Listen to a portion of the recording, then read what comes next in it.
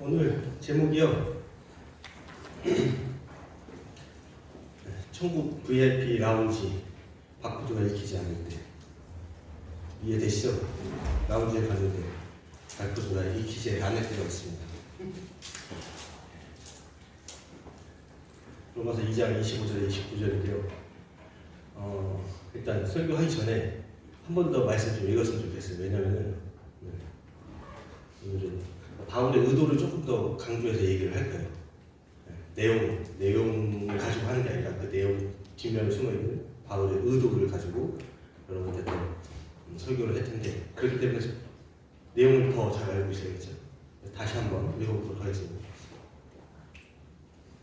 다 같이 읽겠습니다. 시작. 내가 율법을 행하면 할례가 유익하나 만일 율법을 범하면 내 할례는 무할례가 되느니라. 그런즉 무할례자가 율법의 규례를 지키면 그 무할례를 할례와 같이 여길 것이 아니냐. 또한 본래 무할례자가 율법을 온전히 지키면 율법 조문과 할례를 가지고 율법을 범하는 너를 정죄하지 아니하겠느냐.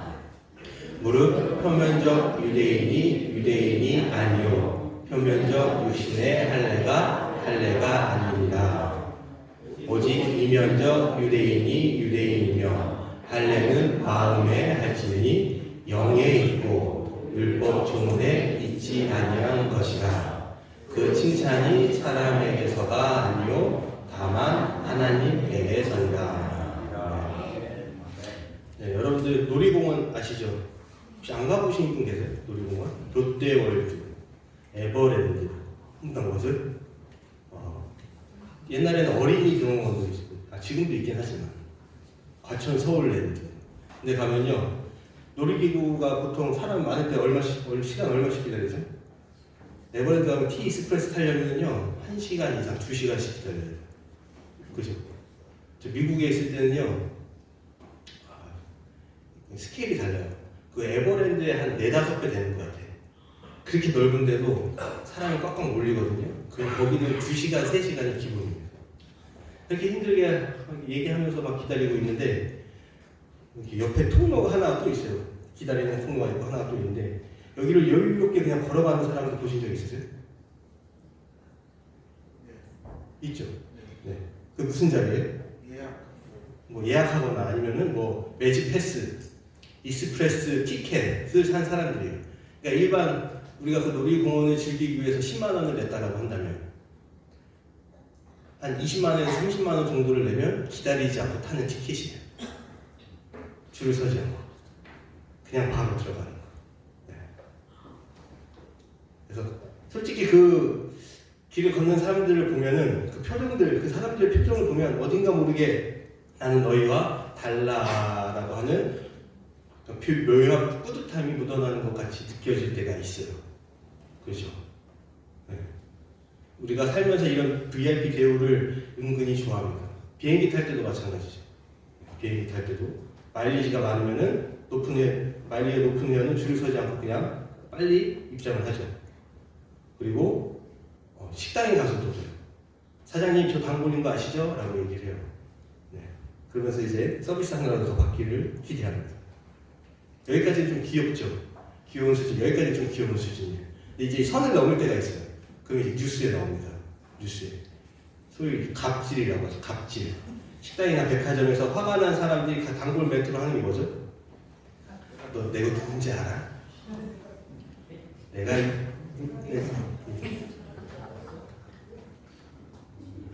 내가 여기 백화점 회장이랑 밥을 먹고, 응? 목욕탕도 가고, 응? 이제 그러죠. 의시되면서. 이 말의 기저에는 나는 너희들과 다르다라는 것을 얘기하죠. 그죠? 그런 의미가 담겨있죠. 나는 특별 대우를 받을 자격이 있다는 맹렬한 특권의식이 자리 잡고 있습니다. 그런데 여러분, 오늘 본문인 로마서 2장을 보면 하나님 앞에서 정확히 이 표정과 이 말투로 서 있는 사람들이 등장하는데 그게 누구예요? 유대인입니다. 유대인들. 그들 하나님을 향해서, 그리고 이방인들을 향해서 매직 패스를 흔들며 이렇게 외치고 있어요. 우리가 누군지 알아? 우리 유대인이에요, 유대인. 앞으로도 계속 얘기하겠지만 우리는 율법을, 우리 조상들 율법을 하나님께 직접 받은 사람들, 그리고 아브라함과 맺었던 그 언약의 특징을 몸에 가지고 있는 사람이에요. 이런 특권 의식을 가지고 있던 그런 사람들이었습니다.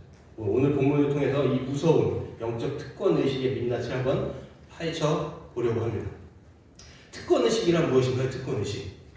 특권 의식. 자신은 남들과 달리 특별한 대우를 받을 자격이 있거나, 그죠? 특별한 행동의 노력을 하지 않았음에도 불구하고 당연히 특혜를 누려야 한다고 믿는 착각입니다. 착각.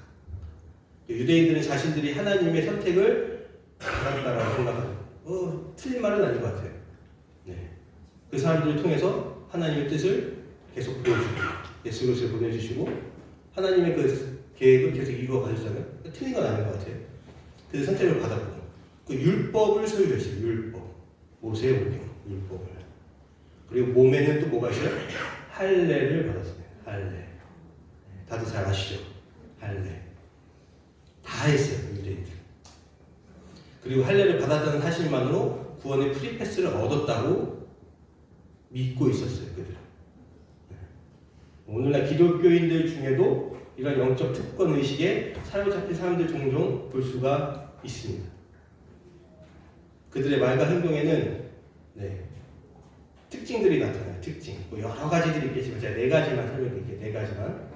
영적 특권 의식을 가진 기독교인의 4가지 특성. 첫 번째는 내가 이 교회 개척 멤버인데. 무슨 말이에요? 나 정말 그렇게 오래됐어.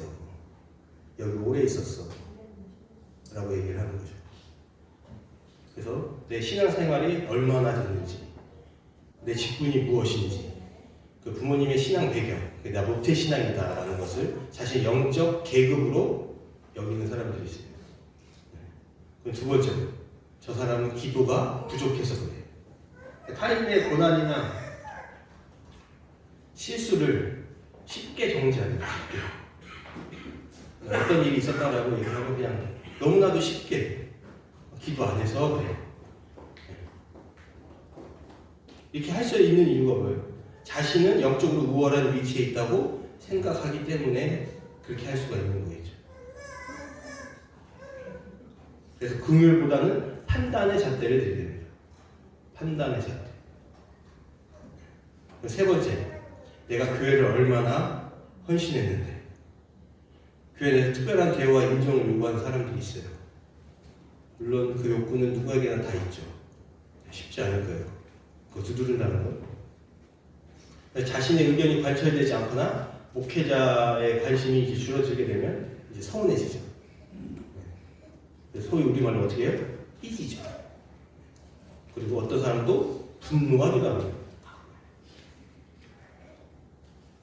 그리고 네 번째, 회개 없는 평안함입니다. 죄를 지어도 나는 구원받은 하나님의 자녀니까 괜찮아.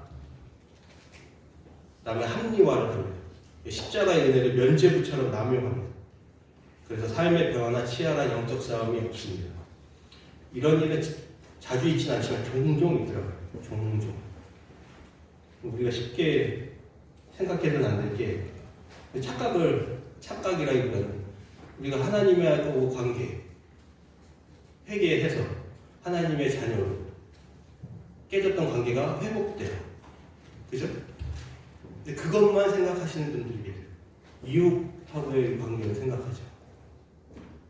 이웃하고 관계에서 내가 뭔가 잘못했으면 어떻게 해야 돼요? 사과를 해야죠, 당연히. 책임을 져야지, 그러죠. 근데 하나님하고 관계만 생각해서 하나님이 날 다 용서했으니까 왜 사과를 해야 돼? 내 죄는 없는데? 라고 하는 사람들이 가끔 있더라고요. 그래서 자신의 잘못을 합리화를 시켜요. 그런 식으로. 하나님이 내 죄를 다 사해 주셨으니 나한테 이제 죄가 없다.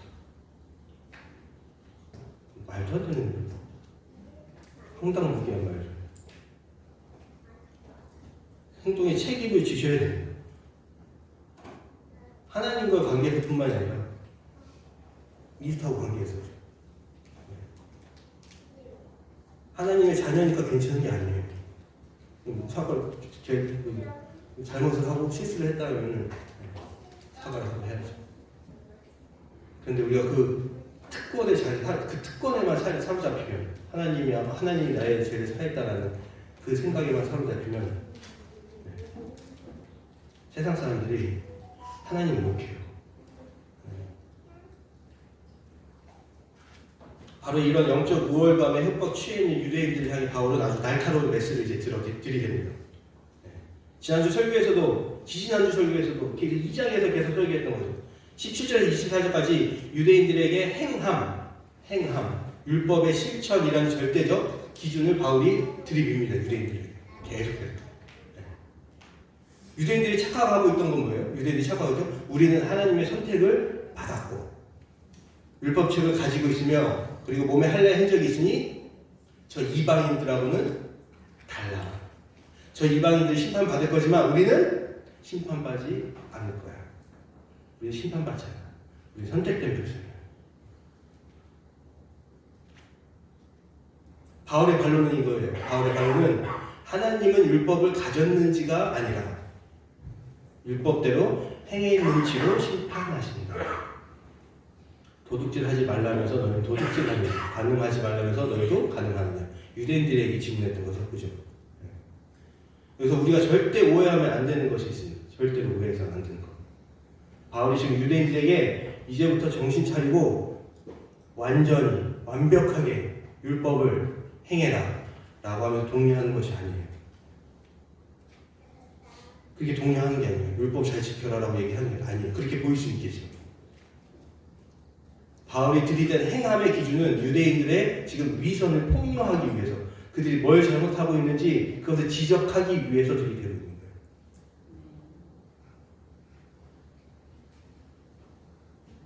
유대인들은 우리는 율법이 있다라고 자랑했지만 바울은 그래? 그럼 그 율법대로 완벽하게 살고는 있어? 라고 묻는 것이죠, 지금. 대답은 당연히 아니오죠. 아니요. 네. 당연히 아니죠. 그 바울의 결론은 이것입니다. 너희가 율법을 자랑하지만 실제로는 율법을 어기고 있으니 너희가 가진 율법은 너희를 정죄하는 도구가 될 뿐이다. 마음의 변화 없이 육신에 행한 할례는 그저 살가죽을 베어낸 것에 불과하다. 이게 오늘 본문의 말씀입니다. 25절에서부터 29절. 결국 너희 유대인들도 이방인과 똑같이 하나님의 진노 아래 있는 심판받아 마땅한 죄인일 뿐이다 라고 지금 얘기하고 있는 거예요. 바로 유대인들이 섭설같이 믿고 의지하던 종교적 타이틀, 율법 소유, 그리고 할례를 산산조각 지금 내버립니다. 왜 그랬을까요? 이방인뿐만 아니라 뼛속까지 종교인인 유대인들에게도 예수 그리스도의 복음의 그 십자가, 절대적으로 필요함을 깨닫게 하기 위해서였습니다. 나는 특별하다는 특권의식이 깨어지지 않으면 결코 십자가의 은혜가 들어갈 틈이 없기 때문입니다. 여러분들 질문 하나 할까요? 여러분 구원 받으셨나요? 아멘이죠. 확신이 있어야겠죠? 그게 믿음이잖아요. 그죠? 근데 그 확신이 올바른 방향이 있고 올바르지 않은 방향이 있어요. 올바른 방향은요, 그 은혜가 너무 감사해서 그 말씀에 순종하며 살아가는 사람도 있고요. 올바르지 않은 방향은요, 나는 너희랑 달라. 그래서 위선을, 사람들이 봤을 때 위선을 보지. 위선. 앞에서만 거룩한 척. 그러니까 하나님의 선택된 백성이라고.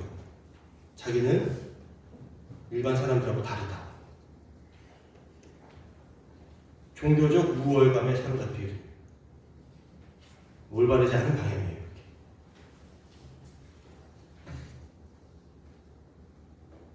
여러분들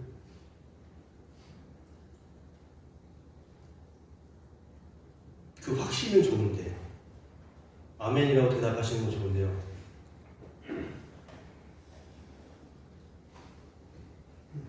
여러분이 하나님께서 예수 그리스도를 통해 보여주신 그 은혜를 그 십자가를 계속해서 상기시키지 않으면요, 교만해질 수밖에 없어요. 종교적 무월감에 빠진다. 그래서 다른 사람들을 위에서 아래로 이렇게 내려다 쳐다보듯이 나는 니네랑 달라. 그리고 나는 심판받지 않을 것처럼.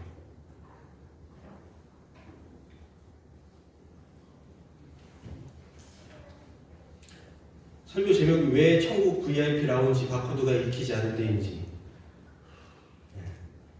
이제 좀 아실 거라 생각이 듭니다. 유대인들은 천국문 앞에서 당당하게 율법과 할례라는 VIP 지금 카드를 지금 내밀었어요. 천국 앞에 가서. 그러나 하나님의 심판 때의 그 스캐너, 그 바코드에 있는 그 스캐너는요, 그 바코드를 읽지 못해요.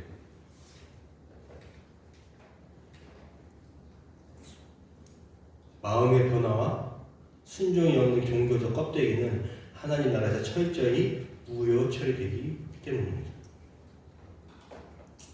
혹시 우리 지갑 속에 지금 모태신앙, 직분, 헌금 액수, 봉쇄 시간이라는 유효기간이 지난 VIP 카드를 가지고 계시지 않으십니까?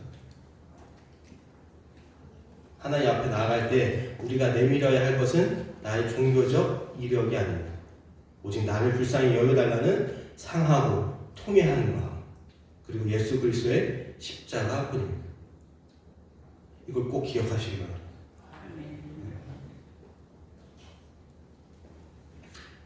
그럼 내가 그런 어떤 유대인들과 같이 영적 특권에 빠져 있는지 안 빠져 있는지 자가 테스트하는 4가지 질문을 드릴 거예요. 여러분들 한번 여러분들 스스로 한번 대답해 보시기 바랍니다. 첫 번째, 교회에서 나보다 늦게 온 사람이나 신앙 연수가 짧은 사람을 가르치려 들거나 무시한 적이 있다. 두 번째, 내가 교회에서 하는 봉사나 헌신에 대해 사람들이 알아주지 않으면 섭섭하고 화가 난다. 세 번째, 다른 사람의 죄나 허물을 볼 때는 비판하면서 나의 죄에 대해서는 하나님은 사랑이시니까 라고 쉽게 넘긴다. 네 번째, 최근 기도를 할 때 내 죄에 대한 애통함이나 회개의 눈물보다 내가 원하는 것을 요구하는 내용이 훨씬 많다. 여러분들이 영적 상태를 한번 점검해 보시기 바랍니다. 오늘 바울의 선언은 당시 유대인들에게 핵폭탄급 충격이었어요. 당연히 그랬겠죠. 나는 선택받은 사람이 하나님 백성이라고 생각하고 있습니다. 율법을 가졌다는 사실, 할례를 받았다는 사실만으로 구원받지 못한다라고 지금 바울이 얘기를 하고 있어요. 이방인이나 다 똑같이 죄인이다. 이 말은 유대인들이 가만히 있었을까요? 당연히 가만히 있었죠. 난리가 났겠죠. 아니 바울, 이 말대로라면 우리가 유대인으로 태어난 게 그럼 무슨 소용이 있어? 라고 얘기를 했겠죠. 하나님이 우리를 택하신 이유가 뭐야 도대체? 아무런 이유가 없잖아. 하나님이 조상들에게 주신 약속은 다 거짓말이라는 거야? 라고 반론할 수 있겠죠. 근데 바울은 그들이 이렇게 나올 것을 이미 알고 있었어요. 그래서 로마서 3장 1절에서 8절에서 바울은 예상되는 유대인들의 날카로운 그런 공격들을 하나씩 방어하며 복음의 진술을 더욱 깊이 파고 들어갑니다. 이 흥미진진한 영적 논쟁의 현장으로 다음 주에 여러분들 초대합니다. 다음 주에 꼭 나오시기 바랍니다. 한 주간 내 손에 쥐어진 카드, VIP, 가짜 VIP 카드 이제 버려버리시고요. 오직 십자가만 붙드시는 여러분들 되시기를 소망합니다. 기도하겠습니다.